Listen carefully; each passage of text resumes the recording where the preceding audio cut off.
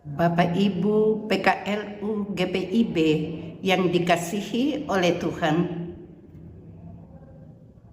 pada hari ini saya bertugas di dalam acara saya dan PKLU membaca Alkitab. Sebelumnya saya perkenalkan, nama saya Ibu Anneke Lengkong dari PKLU GPIB Sejahtera Malang.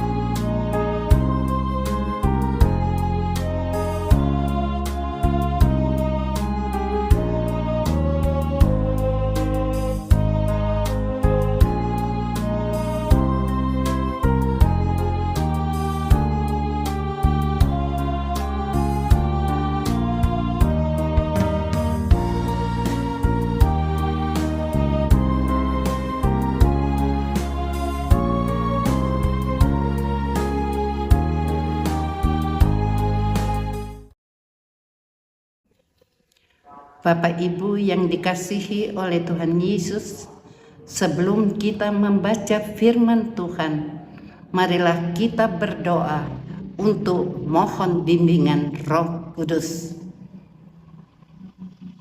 Bapa yang kami sembah dan kami sapa di dalam Tuhan Yesus Kristus, pada saat ini ya Tuhan, kami mohon bimbingan-Mu. Kami akan membaca firman Tuhan, di mana Tuhan kami tahu firman itu adalah sebagai pedoman di dalam hidup kami.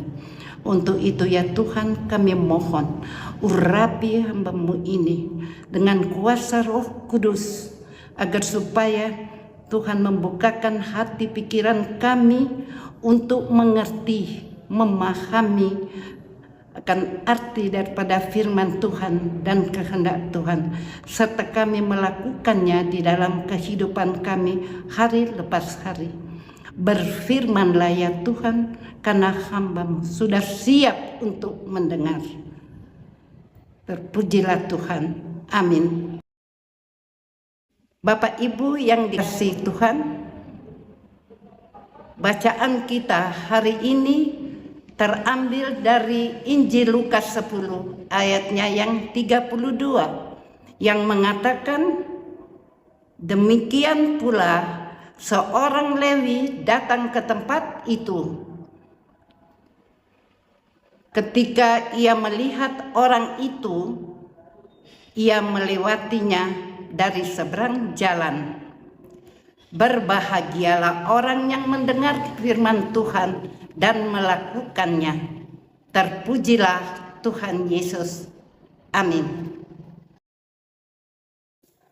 Bapak Ibu yang dikasihi oleh Tuhan Yesus, pembacaan Sabda Bina Umat pagi tanggal 2 Mei 2024 dengan tema terus memahami sesamaku. Siapa sesamaku dalam kelanjutan cerita Yesus yang berdialog dengan ahli Taurat tentang siapa sesamaku bagi seorang Lewi ketika melihat orang yang sekarat, ia juga melewatinya.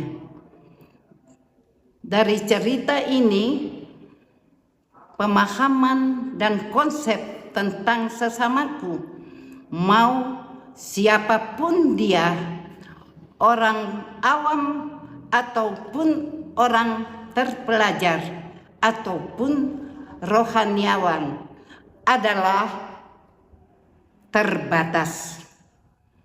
Kita perlu sadari dan akui bahwa siapa sesamaku adalah terbatas. Bukan hanya soal pemahaman, tetapi juga memiliki keterbatasan untuk menjadi sesamaku dalam artian untuk menolong.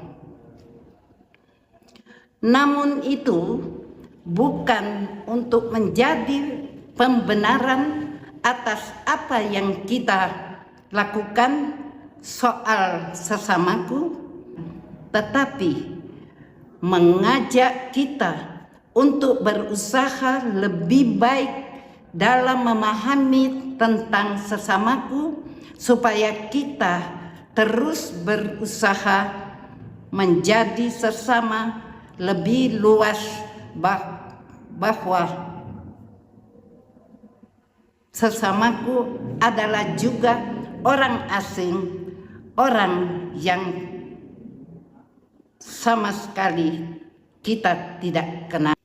Dalam perumpamaan ini ada orang yang jelas-jelas membutuhkan pertolongan dari sesama.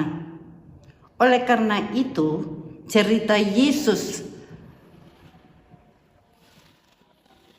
pertanyaan tentang siapa sesamaku, dari perumpamaan orang Samaria yang murah hati tentang sesamaku, mengajarkan kita, kalaupun kita ingin menjadi sesama, sebelum melakukan aksi menjadi sesamaku, kita perlu menjawab sendiri, apakah pertolongan kita,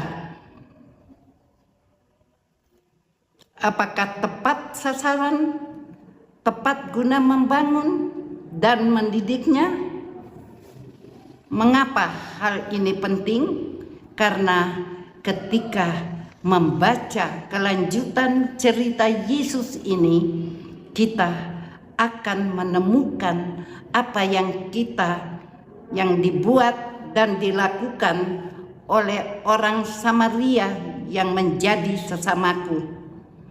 Renungan di pagi ini mengajak kita,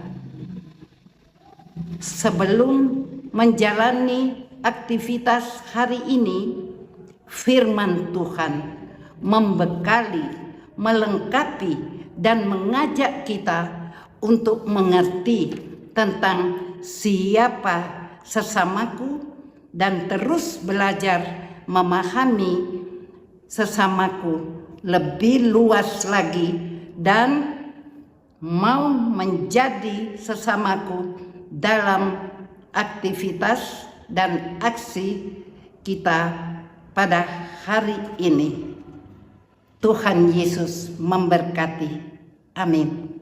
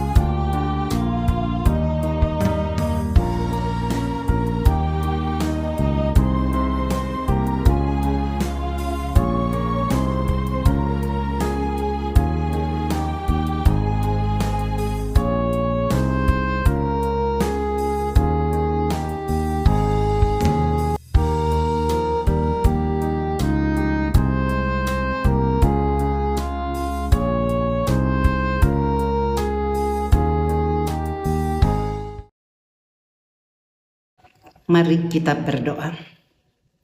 Bapa kami yang di surga,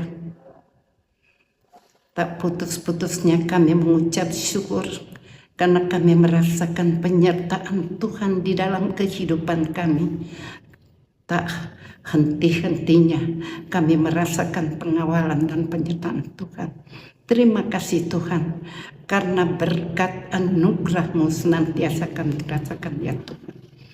Ya Tuhan, terima kasih karena kami sudah boleh Tuhan membaca firman Tuhan, di mana Tuhan Engkau mengajarkan kami untuk memahami akan sesama, agar supaya kami Tuhan betul-betul Tuhan seperti orang Samaria yang memang betul-betul Tuhan rendah hati dan betul-betul menolong sesamanya. Jadi Tuhan, terima kasih Tuhan, karena Engkau sudah memberikan motivasi kepada kami agar kami betul-betul berusaha lebih baik untuk menjadi sesama yang baik.